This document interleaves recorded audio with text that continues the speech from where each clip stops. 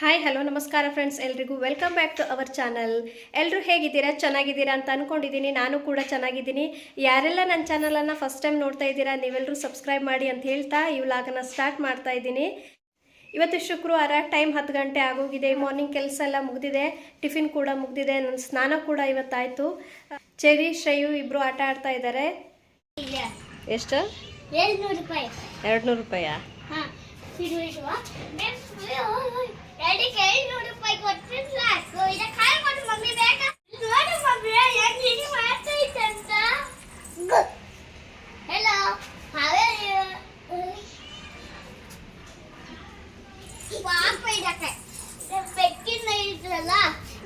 ಕಚ್ಚಿ ಕಚ್ಚಿ ಕಚ್ಚಿ ಅದು ಕಚ್ಚಿ ನೀನು ಇವತ್ತು ಬಂದೇ ಬಿಡ್ತೀಯ. Thank you for your very much. Mummy ಈಗ ದುಡ್ಡು ಕೊಡು. ಈಗ 200 ರೂಪಾಯಿ ಅಂತೇನೆ. 200 ರೂಪಾಯಿ ಇಲ್ಲೇ ಮಲ್ಕಿದ್ರು. ಬಿಡು ಬಿಡು.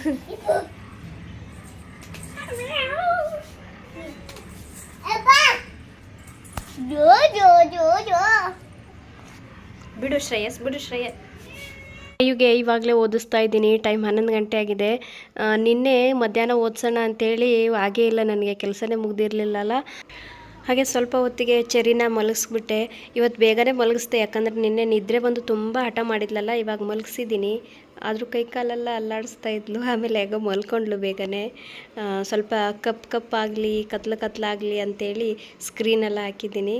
ಮಲ್ಕೊಂಡಿದ್ದಾಳೆ ನೋಡಿ. ಆ ಕಡೆ ಗಾಡಿಗಳೆಲ್ಲ ಹಾಗೆ ಇದೆ. ವಿಷಯ ಇದು.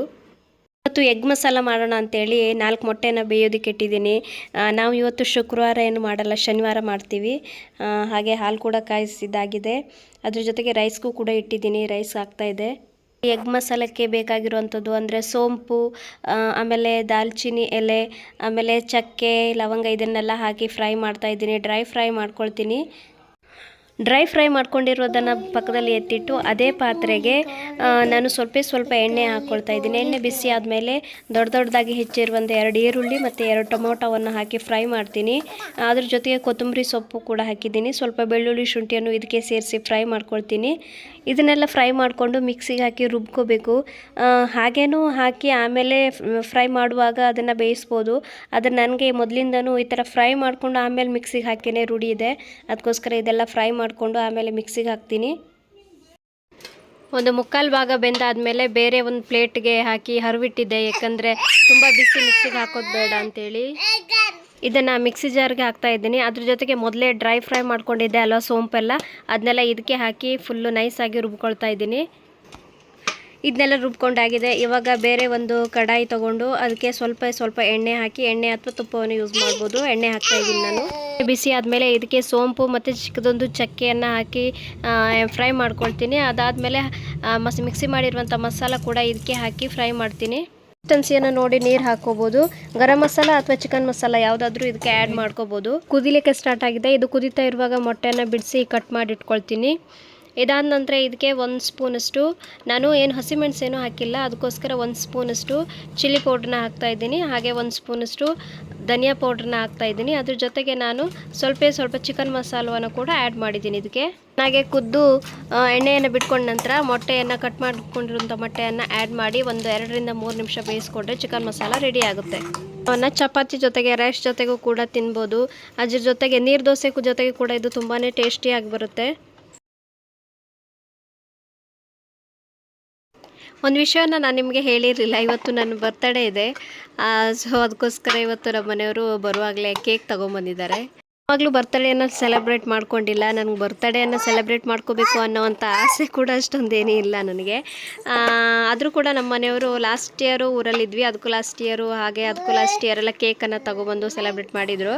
ಈ ವರ್ಷ ಕೂಡ ಕೇಕ್ ತೊಗೊಬಂದಿದ್ದಾರೆ.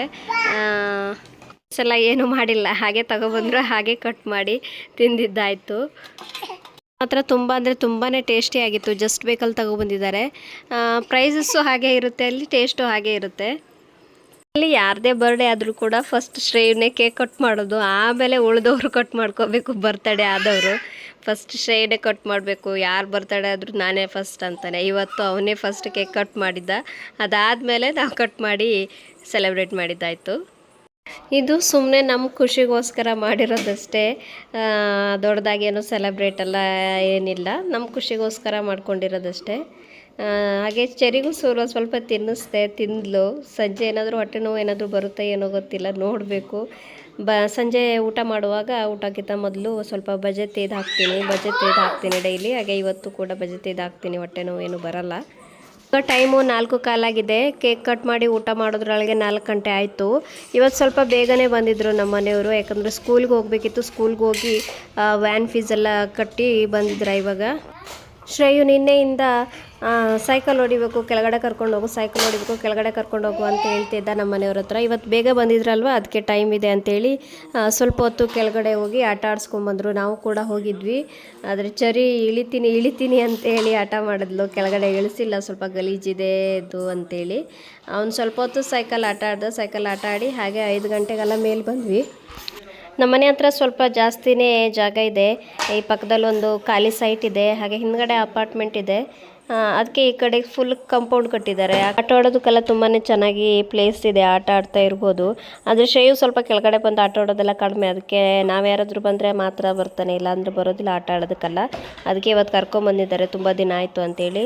ಹಾಗೆ ಇಲ್ಲಿ ಕಾರೆಲ್ಲ ನಿಲ್ಲಿಸೋದಕ್ಕೆ ಕೂಡ ತುಂಬ ಪ್ಲೇಸ್ ಚೆನ್ನಾಗಿದೆ, ಶೆಡ್ ಎಲ್ಲ ಕಟ್ಟಿದ್ದಾರೆ. ಚೆರಿ ಇಬ್ರು 1.5 hour ಸುಮಾರು ಮಲ್ಕೊಂಡಿದ್ರು. ಇವಾಗ ಚೆರಿ ಏನು ಮಾಡ್ತಾ ಇದ್ದಿ ಚೆರಿ ಏನು ಮಾಡ್ತಿದ್ದಾಳೆ? ಆಟ ಆಡ್ತಾ ಇದ್ದಾಳೆ, ಕಾರಲ್ಲಿ ಆಟ ಆಡ್ತಾ ಇದ್ದಾಳೆ ಚೆರಿ.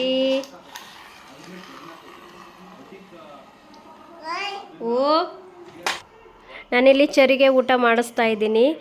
ಬೇಗ ಮಾಡು ಅಂತ ಹೇಳ್ತಾ ಇದ್ದೀನಿ, ಯಾಕಂದರೆ ಕೆಲಸ ಇದೆ. ಚಪಾತಿ ಹಿಟ್ಟನ್ನ ಕಲಸಿಟ್ಟು ಬಂದಿದ್ದೀನಿ. ಯಾವಾಗಲೂ ಕೂಡ ಚರಿಗೆ ಹಾಲು ಕುಡಿಸ್ಕೊತಾನೆ ಊಟ ಮಾಡಿಸ್ತೀನಿ. ನೀರನ್ನ ಬೇರೆ ಟೈಮಲ್ಲಿ ಕೊಡ್ತೀನಿ, ಊಟ ಮಾಡುವಾಗ ನೀರು ಕೊಡಲ್ಲ. ಕುಡಿಸುವಾಗ ನಾನು ಬಾಟ್ಲಲ್ಲಿ ಕುಡಿಸ್ತೀನಿ, ಆದರೆ ನಿಪ್ಪಲ್ಲಿ ಯೂಸ್ ಮಾಡಲ್ಲ. ಹೇಗೆ ಅಂತಂದರೆ ಬಾಟ್ಲ್ ಸ್ಪೂನ್ ಬರುತ್ತಲ್ಲ, ಆ ಸ್ಪೂನಿಂದನೇ ಕುಡಿಸ್ತೀನಿ. ನಿಪ್ಪಲಲ್ಲಿ ಆ ಥರ ಕುಡಿಸ್ಬಾರ್ದು ಅಂತೇಳಿ ಹೇಳ್ತಾರೆ, ಎದೆಗೆ ಅಂದರೆ ನೋವಾಗುತ್ತಂತೆ. ಅಂದರೆ ಜೋರಾಗಿ ಜಗ್ಗಿ ಕುಡಿತಾರಲ್ವ, ಅದಕ್ಕೆ ನೋವಾಗುತ್ತೆ ಅಂತೇಳಿ ನಿಪ್ಪಲ್ಲಿ ಯೂಸ್ ಮಾಡಬೇಡಿ ಅಂತ ಹೇಳ್ತಾರೆ. ಅದಕ್ಕೆ ನೋಡಿ ಈ ಥರ ಸ್ಪೂನ್ ಇದೆ, ಸ್ಪೂನಲ್ಲಿ ಕುಡಿಸ್ತೀನಿ. ನಾನು ಮೊದಲು ಚಿಕ್ಕವಳಿದ್ದಾಗಿಂದನೂ ಅವಳಿಗೆ ಇದನ್ನೇ ಯೂಸ್ ಮಾಡ್ತಾ ಇರೋದು. ಅದ್ರ ಜೊತೆಗೆ ಇವನಿಗೂ ಶ್ರೇಯು ಕೂಡ ಚಿಕ್ಕವನಿದ್ದಾಗ ನಾನು ನಿಪ್ಪಲಲ್ಲಿ ಹಾಲು ಕುಡಿಸಿಲ್ಲ, ಇದೇ ಥರ ಸ್ಪೂನಲ್ಲೇ ಕುಡಿಸ್ತಾ ಇದ್ದೆ. ನಾನು ಈ ಥರ ಹಾಲು ಬಾಟ್ಲ್ ನನ್ನ ತರಿಸುವಾಗ ನಮ್ಮನೆಯವ್ರು ತುಂಬ ಕಡೆ ಹುಡ್ಕಾಡಿದ್ದಾರೆ, ಯಾಕಂದರೆ ಸ್ಪೂನ್ದು ಸಿಕ್ಕಿಲ್ಲ ಅಂತೇಳಿ ಸುಮಾರು ಕಡೆ ತರಿಸ್ಕೊಡ್ತೀರಾ ಅಂತೆಲ್ಲ ಕೇಳಿದರು. ಆಮೇಲೆ ಎಲ್ಲೋ ಒಂದು ಕಡೆ ಹೊಸ ರೋಡಲ್ಲಿ ಎಲ್ಲೋ ಸಿಕ್ಕಿತ್ತು ಇದು.